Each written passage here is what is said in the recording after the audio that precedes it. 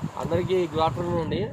ఈరోజు మనం గమనిస్తున్న ఈ పాపాగ్ని రివర్ గమనిస్తే గత 2 రోజుల నుంచి మనకి కురికిస్తున్న నివర్ తుఫాన్ వల్ల వచ్చిన నీళ్లు మరియు గాలివీలు నుంచి వెలుగల ప్రాజెక్టు నుంచి వచ్చిన గేట్లు ఎత్తినప్పుడు వచ్చిన ఈ వర్షపు నీరు మొత్తం అంతా కూడా మనం గమనిస్తూ ఉంటే ఈ చక్రాపేట మండలం గండి క్షేత్రం నుంచి కూడా వెళ్తున్న పాపాగ్ని నది గమనిస్తున్నాం మనము.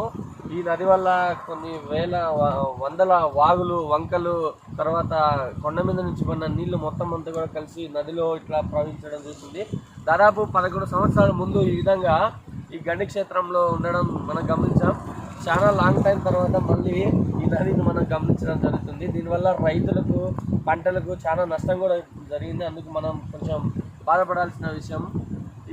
కానీ చూడండి, అందరు గమనించండి, చాలా బాగా నది మొత్తం అంతా కూడా ఎంత క్లియర్గా పోతా ఉందో.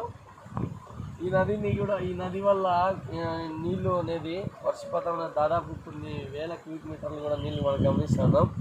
చూస్తా వెళ్తూ ఉంది. గండి క్షేత్రంలో ఈ నీళ్ళు